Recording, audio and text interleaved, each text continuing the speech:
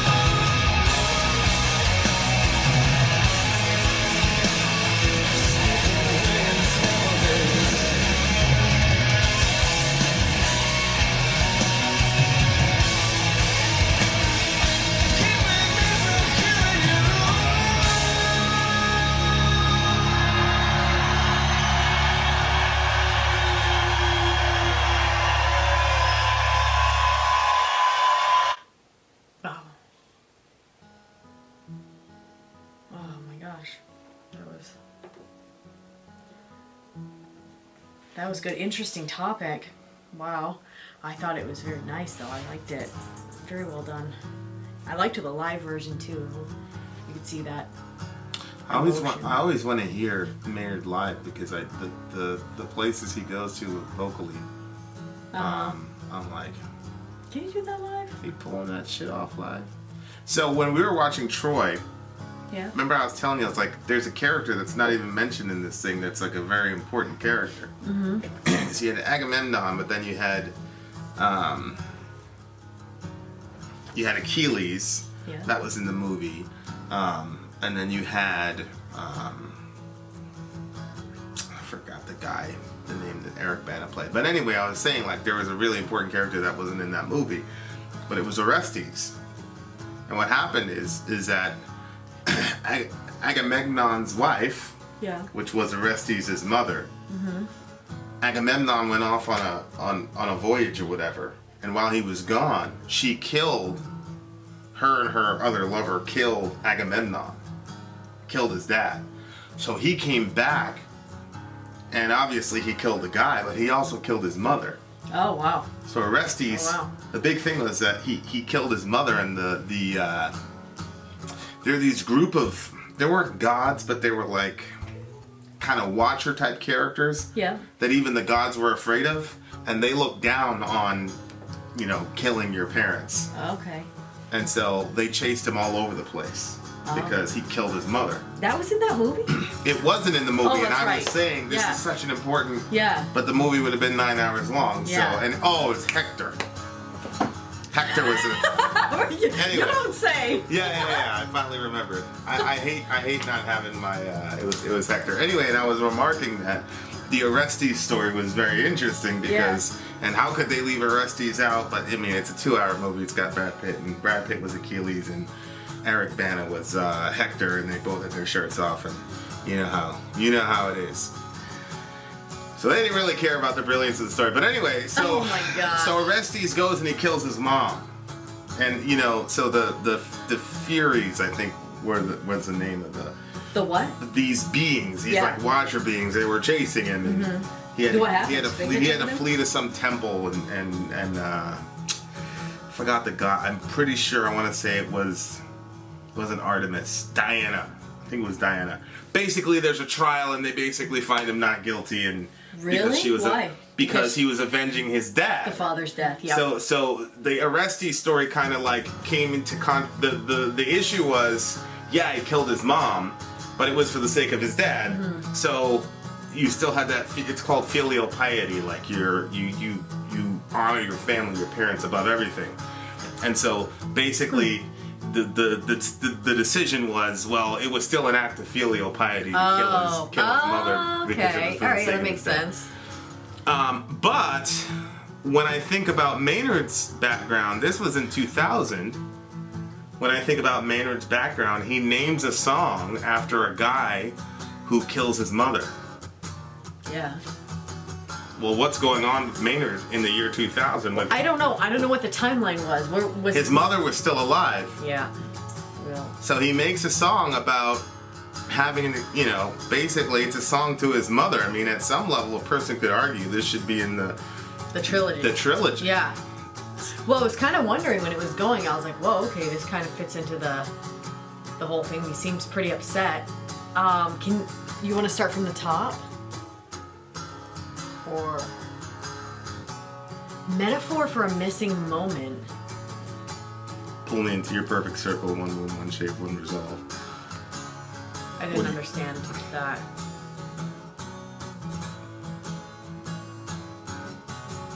What do you mean? Metaphor for a missing moment?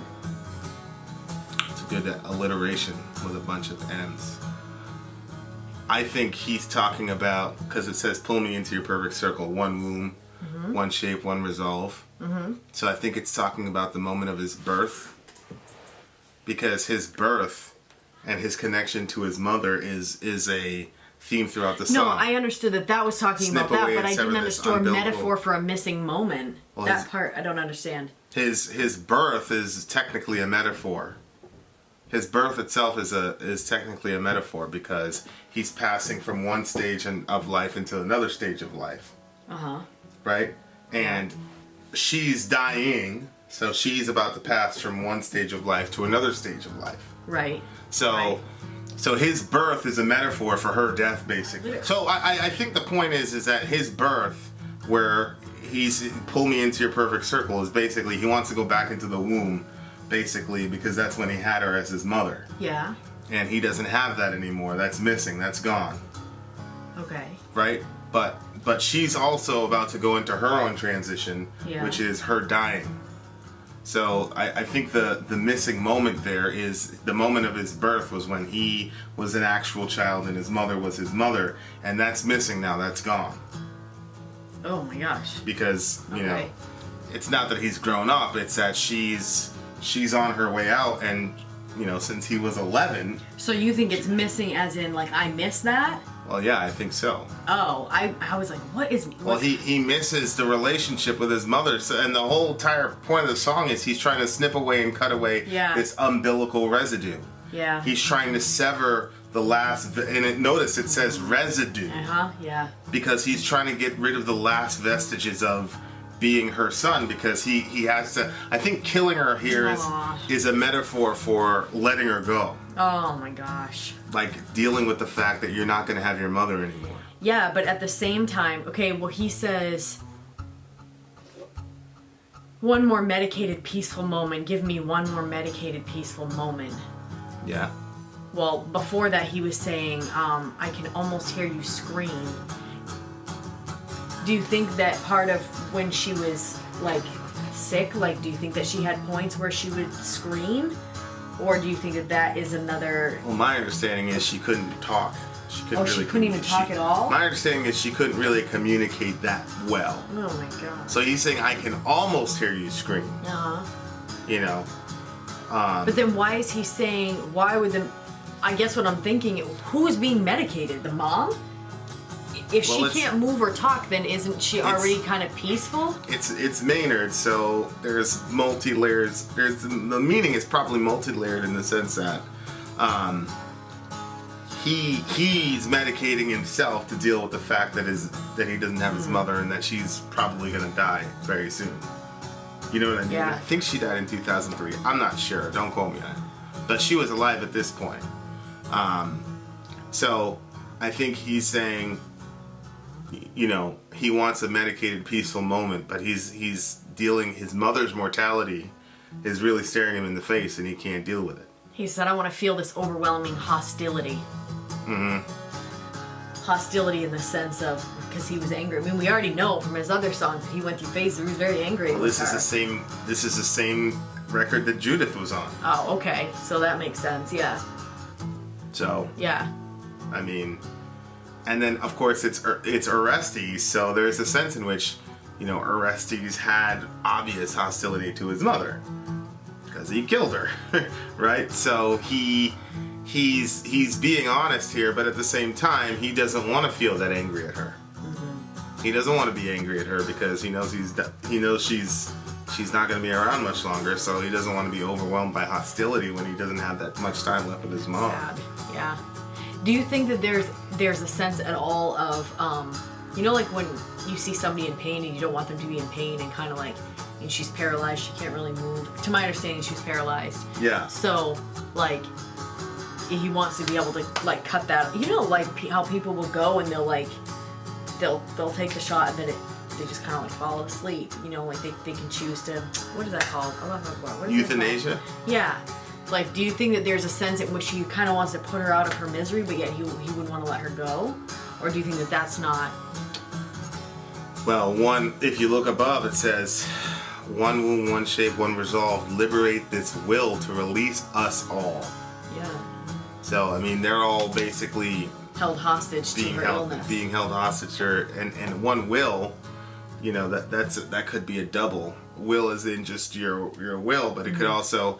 It could have been a DNR, do not resuscitate. Well, you know what I mean? Yeah, that's true. Don't put me on a machine. You know, maybe it's one of those things where he was the next to kin or whatever and had to make that decision. So maybe this whole thing is about making that decision. Not to, because it says cut away, which is, cut the cord or pull the cord or pull the plug, whatever.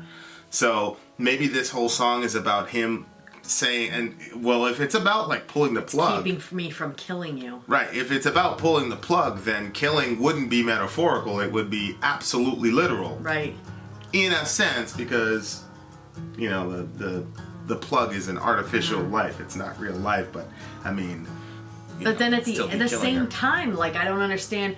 I don't want to feel this overwhelming hostility. Like, I feel like somebody who's in the situation, or maybe he's saying, I don't want to feel hostile when I'm making that decision, because then it feels much worse than if you're just saying, I'm doing this is what they wanted, and I'm doing the best that I can for them. Yeah, I think when you're, I think if you look at the hospital scene in, I think it's 10,000 Days or Wings, when he's describing this hot fluorescent light or whatever, and it seems that he's in the hospital room with her. Mm-hmm. And there's no anger towards her at all. Mm-hmm. Like, he's made peace with her and made peace with God. God really isn't mentioned at all in this. This is just him, struggling within himself to cut away the idea of him being her son. You know what I mean? Yeah. Which, yeah, it's funny. We were talking about losing your mom yesterday, but yep. You kind of have to lose that part of yourself when you lose your mom. Mm-hmm. To some degree, I guess. I don't know, and I don't really know if that's right. I mean, that's the way that he was dealing with it, and I think to some degree it's probably the way that I'm dealing with it. But that's where he's going. But as far as the hostility goes, I think at this point, I think he's basically saying, I hope it's not right now, because where I'm in the cycle, I'm upset at you. Yeah. Right? Yeah. So I think he's praying, please don't let it be now, because right now I'm not right. Like, my attitude toward you isn't right, because he just wrote Judith. Yeah. So even though it's healthy to express that anger, he doesn't want, like, that's the last kind of stage he was in with his mom, for that to be it. Of course not. Of course not. Yeah. And I think, terrible. God's grace that, he had a couple more. It's one of those things where I always say, what's really the difference between this music and a prayer, right? Mm-hmm. And I think at some level, there's a hope that, man, I don't want to have this kind of angst to my mother when it's time for her to go, and he's in the hospital room. I could tell from 10,000 Days and Wings for Marie that he had made peace with her. I still think he's kind of iffy with God. Mm-hmm. When he's like, go to the gates and demand your, Mm-hmm. But here, I think he's angry at his mother and he doesn't want to be. Mm-hmm. But I think, being Orestes, this guy's a brilliant lyricist, man. For him to use that as the metaphor and the guiding principle, and not even mention it in the song, but it's kind of like, right, the title kind of drives. Mm-hmm. If the directors to that movie, more people would have probably understood the song if the directors to that movie would hadn't been so put Orestes in there. It's an interesting song. It's an interesting, song.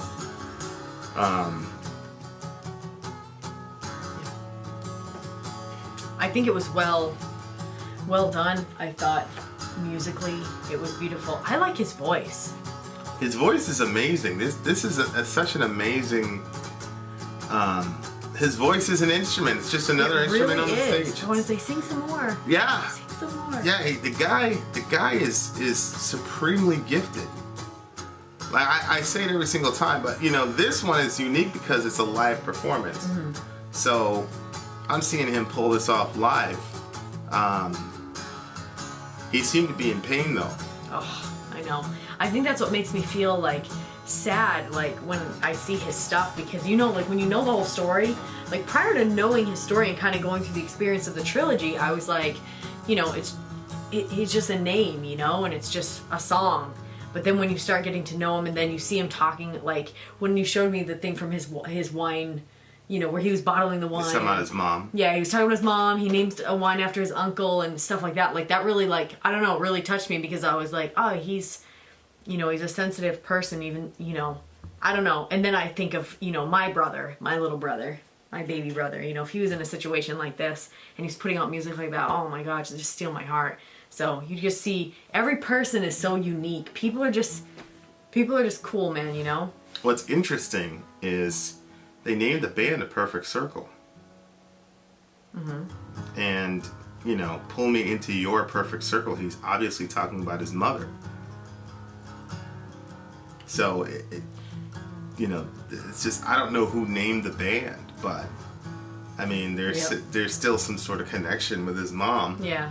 With the name of that band, if the perfect circle is the womb of his mother. What's interesting is that the symbol for the band is a broken circle. I was gonna say it's broken. That's not really a circle at all. It's kind of like this oblong. But look, it's a big piece and a small one. Right, but it's broken. Yep. So I don't know if there's any sort of connection of.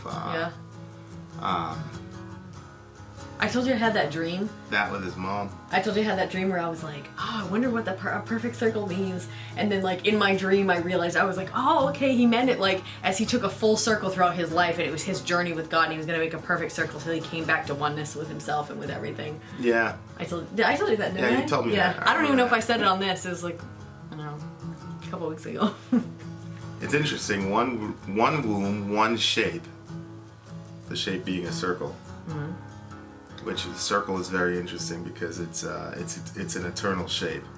There's no beginning or end to it. Mm-hmm. And so he's one resolve. Oh, sorry. Go ahead. Well, I think the resolve is transitioning to liberate us, to release us all. Yep. And it's kind of, if she had one of those DNR, do not resuscitate type things, it's the last maternal act that she had, because she's saying you guys got to go on with your lives. Mm-hmm. And so her leaving is that way is a final maternal act that she could have as a mom. But yeah, pull me into your perfect circle. That's pretty significant. He wants to be with her and be in this perfection and it's sort of eternal union with her. Mm-hmm. He loves her a lot. Yeah, he does. I mean, I don't know. Like, I feel like this should be part of the trilogy. Oh, I totally agree. Judith, this. It definitely needs to be added in. Are you kidding me? Yeah. It's not even a question. So it's now the Maynard's Mom Quintet. Mm-hmm. God almighty. It's too bad because I like the word trilogy. Yeah, trilogy sounds more epic. Yeah, I can relate to this too, though, because, I talked to you yesterday about having to have that conversation with my mother. I felt like God was telling me to have this conversation with my mom, and I did, and then she was gone. So it's like, it appears in 10,000 Days and Wings that he had that conversation and basically said, all right, Mom, I love you. However he communicated it to her, he was able to do that. But I think that this level of self-awareness of, yes, I wrote Judith, but I don't want to be overwhelmed with hostility to you because I know that your time is short. But I am. This is where I am, and I'm just hoping. But the way that he's dealing with it is, it's kind of like he's got to like cut that off. And it's crazy, the residue, the umbilical residue. Like he's got to separate himself from being Marie's son because, it's too painful for him to be her son and watch her die or even cause her die or whatever. So it's almost like you'd rather be Orestes. The guy, okay, I'm gonna, but then he doesn't want to be overwhelmed. He was avenging his father. In this situation, he's not avenging his father. Right. It's just the death of his mother. Right. Yeah, it's interesting because Orestes' mom had done something worthy of death. Right. She hasn't done anything worthy of death, but he's still angry at her. Right, but he still has that hostility, yeah. Yeah, so, just the complexity of the human soul in those situations. Good Lord. Mm-hmm. Yikes. And I remember, having those hostilities to my mom, like very, very close to the end of her. Wow. But, not. I knew she was dying, but it was just a completely different set of a completely different set of circumstances that she was dying from that engendered a lot of hostility. Yeah. But Yep. that I was able to, luckily address. Anyway, good song. Musicianship was Yeah, great. wait a minute though. There was Judith, there was Wings from Marie, there was 10,000 Days, there was Jimmy, and there's this one. We're already up to 5. That's why I said the quintet. The Maynard's Mom Quintet. That's right, that's why you said that. Alright. So what did you give it? Are you rating this one? I'm not voting on this I one. knew it. I You knew can it. vote on I it. know I was going to, and I will. I was gonna give it an 8.5. 8.5.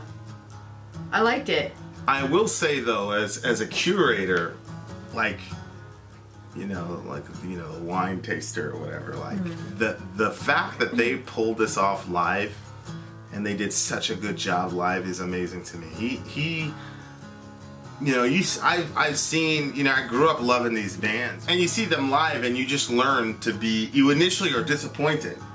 You're like, I'm gonna see it, then you go and you're like, Like, I remember when Slipknot was much, much younger and I saw them live and it was just an atrocity. It was just, of course at the time they didn't have enough capital to get very, very good equipment, but it was just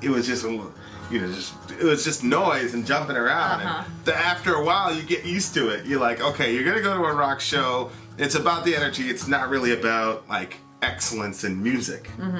At least during the new metal era, which is when I came up, it was just not really, The only thing that's distinct that you're gonna hear is da dum da dum da dum. Yep. And then one band would go nah, nah, nah, and then another band would go da dum da dum. They would do something to fill in after the da dum da dum. But aside from that, everything else was just garbage. But these guys live were amazing. Oh yeah, they were really good. I kept forgetting it was alive. And that guitarist can sing his ass off. That my guy. word, I know, it's very Their harmonies are insane. I feel like I liked it. I'll tell you right now, I like A Perfect Circle better than I like Tool. Oh really? Yeah, I could. Yeah, because just vocally, they're more. Tool is more. I'll say this: Tool is more of a well-rounded band. A Perfect Circle has more of what I like to hear, which is I love harmonization, I love good vocals, and I love a good melody. Yeah. And I think that guitarist with his backup vocals is great. The guys in Tool don't even attempt. As far as the songs I have heard, I think the guys in Tools are probably better musicians. The drumming here is kind of basic and whatever, but I think the guys in Tool are better musicians. But I just love the backing vocals and all that on APC. So until the Lateralis. Maybe I have to just listen to Lateralis straight through, and then I'll get the alleged genius of Tool, which is blasphemy to some of these wrench heads. But and I like the name of Perfect Circle. They're just ahead of Tool by a lot right now. So Okay. there you are. All right. Well, Vin out. Sori out. Gone.